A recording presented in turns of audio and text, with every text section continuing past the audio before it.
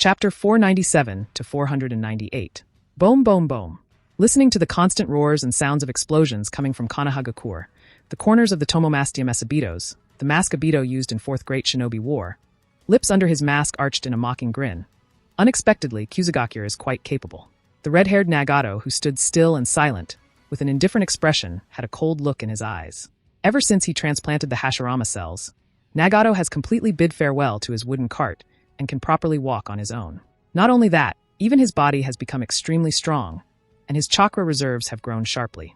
The characteristics of the sage body of the Uzumaki clan and the characteristics of the sage body of the Senju Hashirama were fused together in his body.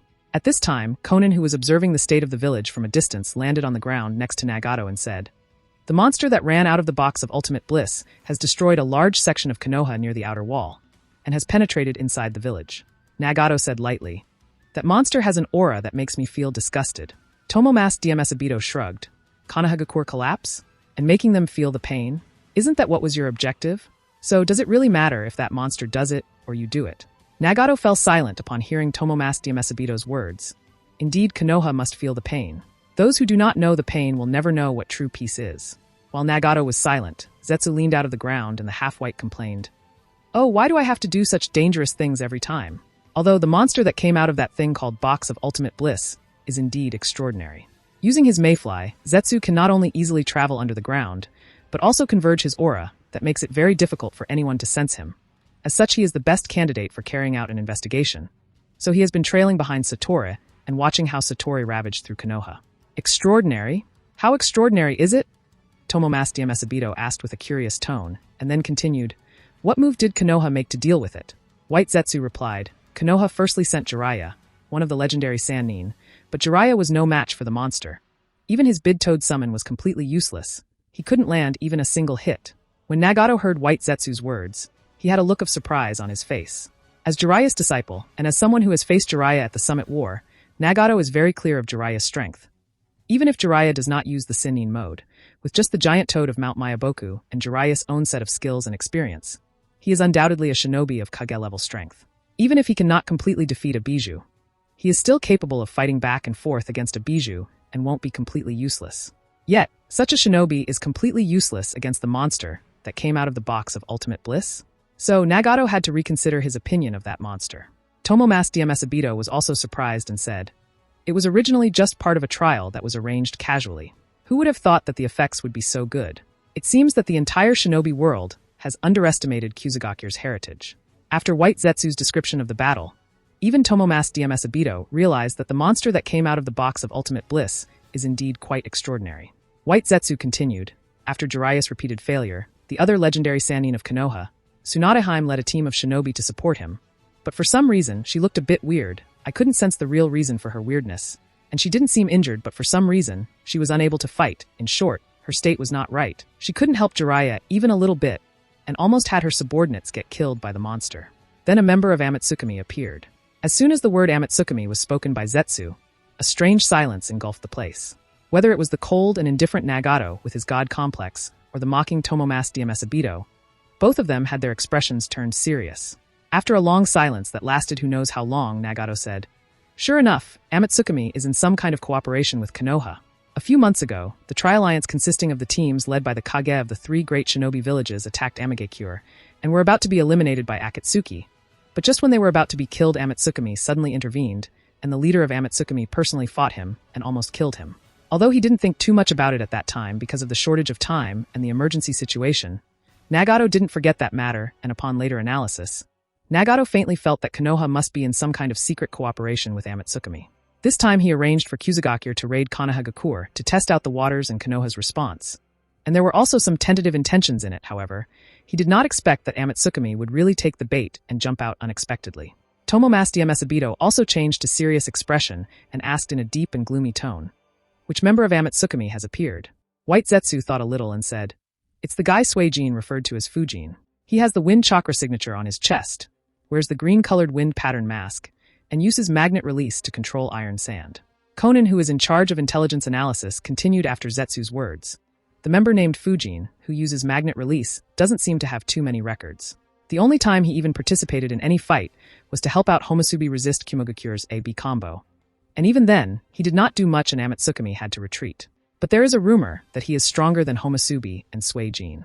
Tomomaster Mesabito thought a little and said, perhaps that's just an excuse or a false rumor to create deterrence of Fujin. With just magnet release, he cannot be as strong as Homusubi, who is clearly stronger than Suijin. So, maybe he is the weakest member of Amatsukami.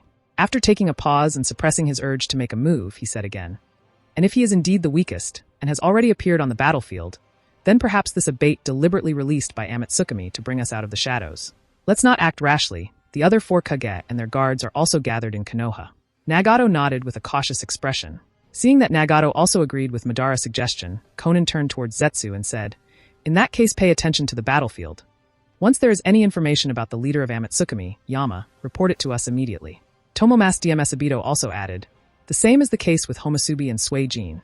If either of the two of them shows up, then notify us immediately.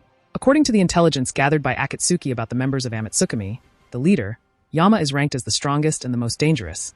Then comes Homusubi, who has the Manjikyu Sharingan, followed by Suijin, who can use ice release and can transform into an ice water dragon, and at last, there is Fujin, who only uses magnet release and has not yet shown any significant battle prowess. So even if they do care a little about Fujin and the rumor about him, but when facing the 5 Kage and the other members of Amatsukami, they can only assume that perhaps Fujin is really not that strong as just bait. Zetsu nodded and submerged back into the ground to pay attention to the situation and see if he can find any information about Yama, Homusubi, and Suijin. Konoha, inside Hokage building. Looking at the smoke and dust rising in the distance, and listening to the noise of the explosion, painful cries, roars, and so many other types of noises, Sandaime sitting in the Hokage office had a gloomy expression on his face. Ryuin and Mu standing next to him both looked worried. No one had expected that the monster that came out of the box of ultimate bliss would be so powerful and so difficult to solve by Jiraiya, one of the legendary Sannin. Even when Tsunade was sent, the situation still did not change. It was as if even 2 of the legendary Sannin were completely useless. You must know that the current Jiraiya and Tsunade are not the same young Jonins during the Second Great Shinobi War, who fought against Hanzo of the Salamander and barely managed to hold him. The strength of the current Tsunade and Jiraiya is strong enough that if the 2 of them were to team up against Hanzo of that time, then Hanzo would be brutally thrashed and killed by the 2 of them. Yet they are being completely useless against the monster that came out of the box of ultimate bliss. This has made Sandaime more worried. After all, Jiraiya and Tsunade are his main trump cards. In the plan formulated by Sandaime, Jiraiya and Tsunade will not only be responsible for repelling the tentative attacks of the Akatsuki organization performed by using the radical faction of Kyuzugakur, but also be responsible for leading up the follow-up offensive against the Akatsuki organization, such that the leader of Akatsuki, Uzumaki Nagato, would be forced to show himself and will be dealt with by the surprise assault led by Gakage. For this purpose, even if the village becomes a battlefield, Sandaime has no hesitation.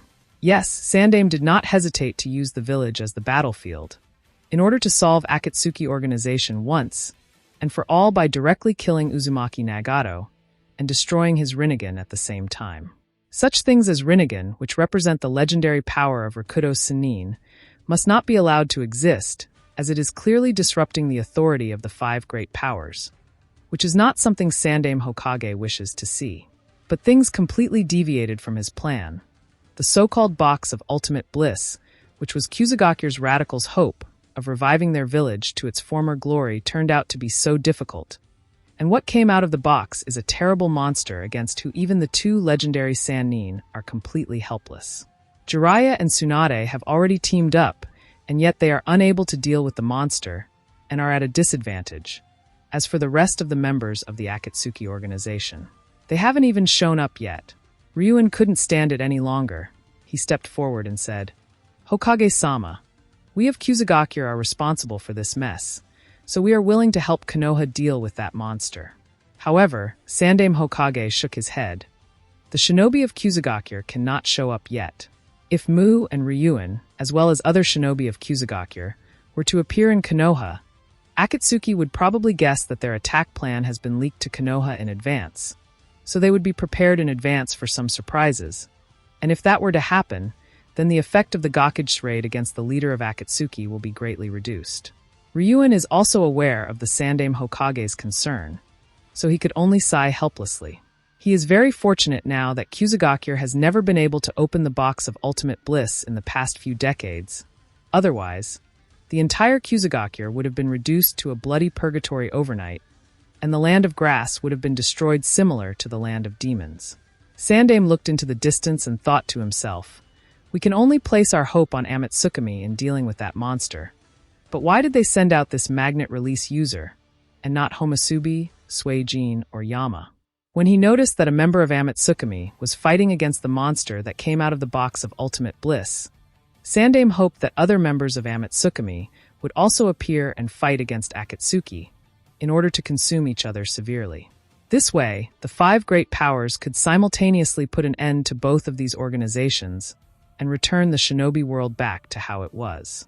It's a pity that Sandaime Hokage is too delusional and does not know that the Akatsuki organization is very clear about his intention of using the Gakage against them. But they are still not afraid and plan to kill all 5 Kage along with destroying Konoha this time. Then focus their attention on effortlessly collecting the 9 Bijou to revive the Jubi. The only thing that they did not expect was Amatsukami's intervention.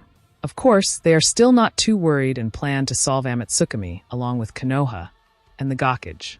At the same time, Sandaime is also not aware that 2 of the 5 Kage are secret members of Amatsukami, so no matter what happens, they would never follow his approach and deal with Amatsukami. And even if they had such intentions, neither of the 5 Kage is strong enough to deal with any member of Amatsukami, especially their leader, Yama. On the battlefield, in order to stop Satori from continuing to advance into the hinterlands of the village, Fujin used magnet release to fly in the air and started fierce air combat with Satori. Whoosh, whoosh, whoosh, whoosh. One after another, 2 shadows that were constantly entangling each other flew from one position to another while attacking and dodging each other's attacks. In terms of body size, Fujin is naturally very small when compared to Satori, who is as big as Gamabunta.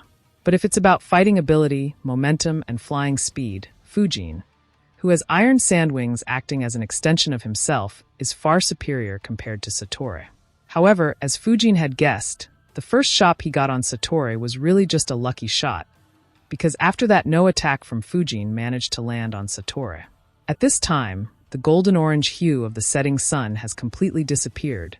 The stars have started to appear in the night sky, and a gloomy aura has enveloped the entire village that is filled with the strange and maddening laughter of Satori, as well as the sound of iron sand constantly whistling around. Although Fujin has not been able to subdue Satori as of yet, he is not too worried. In fact, his constant entanglement with Satori has allowed most of the villagers to successfully enter the refugee shelters. Of course, this does not mean that there are no casualties. Those whose minds were affected by Satori and the box of ultimate bliss have already lost themselves and are causing chaos, so the wailing and shouting on the streets are still there. At this moment, Fujin flew forward at a high speed and crossed his hands. Under the control of Fujin's magnet release chakra, iron sand around him was divided into dozens of groups and swept toward Satori from several different directions. These several different groups extended forward, waving an endless giant net to trap Satori within it just like a fish. It's useless. Useless, it's all useless. Satori let out a burst of frantic and mocking laughter. At the same time, he avoided the range of the endless iron sand net with ghostly speed and slippery and agile movements, just like a loach in the lake. Of course, in doing so, it had to lower its altitude and passed by a wide, long street, where someone was already waiting to vent her anger at him. "It's now!" as she shouted.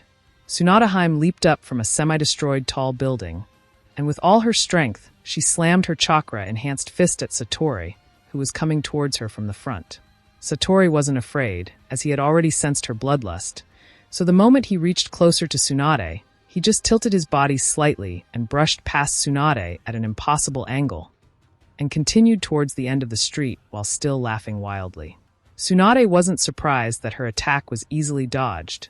Instead, she controlled her momentum, and while falling toward the ground, she looked backward.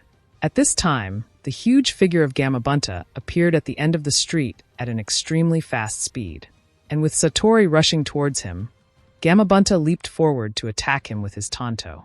The metallic blade of tanto that was illuminated by the surrounding fire was slashed at a lightning-fast speed. Slash. The speed of slash was so fast that many Konoha Jonin in the surroundings were unable to see it clearly, and the power within the slash was so high that it literally released high-pressure air cuts towards Satori, and slashed towards him with a thunderous force. But even such a fast slash proved to be completely useless, as it was easily avoided by Satori, because he sensed Gamabunta's bloodlust. However, Gamabunta wasn't finished yet. He suddenly opened his mouth and shot his long tongue forward. The tongue was also extremely fast and struck Satori. "It's useless. I can read everything you want to try," chuckled Satori with a disdained tone of voice, and suddenly rose up to avoid the tongue attack of Gamabunta that he had long since expected. But Gamabunta is also a shrewd one. He did not retract back the tongue immediately. Instead continued to extend it to the maximum limit, revealing the figure of Jiraiya, who was hidden on the tip of the tongue. The current Jiraiya has already entered his imperfect Toad Sennin mode, with several Toad characteristics on him, along with Toad Fukasaku and Toad Shima, standing on both sides of his shoulders. Using the momentum given to him by Gamabunta's tongue, Jiraiya leaped further, and the chakra orb in his hand grew bigger and bigger as he attacked Satori. Senpo. Chodama Rasengan. Sage Art. Ultra Big Ball Rasengan. Satori did the same thing as always. He flapped his pair of wings, and while firing countless sharp feathers towards Jiraiya and Tsunade, he soared high into the sky, easily avoiding Jiraiya's attack. "So, this series of attacks was also completely useless?" muttered Fujin with a thoughtful look on his face.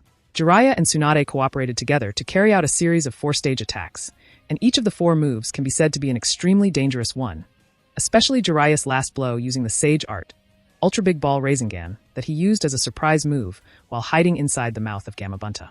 But even this set of well-thought-out attacks proved to be completely useless, and still didn't manage to touch Satori. While Fujin had a thoughtful look on his face as he observed the unscrupulously laughing Satori, Jiraiya and Tsunade had solemn expressions on their faces. To deal with Satori, one has to become emotionless and thoughtless. There should be no emotions such as fear, anxiety. Nor should the person attacking Satori should have any malicious intentions towards him that would give out bloodlust. Otherwise, the attack would be easily perceived by Satori, and he would be able to dodge it. In other words, the attacker should be either thoughtless, or they should not fear it, nor they should have any intentions of inflicting damage on him. Fujin is naturally not afraid of Satori, but he can't attack Satori without any bloodlust. That's just impossible unless you care about him or love him. Fujin neither cares about him, nor does he love him, so obviously he can't fake those emotions. At the same time, his mental state has also not grown enough to be completely thoughtless while attacking. Therefore, even he has not been able to hurt Satori. Both Jiraiya and Tsunade were angered as they helplessly watched Satori raging all over the village, laughing and mocking others like a devil, sometimes shooting his razor feathers to kill the evacuating civilians, and other times he would throw the civilians inside the box of ultimate bliss to make them puppets of the box. They want to stop him but are unable to, so they can't help but get more and more angered. On the other hand, Fujin's mind is relatively stable, because he is not deeply affected by the death of villagers, and also understands the true horror of Satori better than the Sannin. Even in the canon, all the people fighting against Satori at the Hozuki Castle were elites personally led by Tsunade Haim.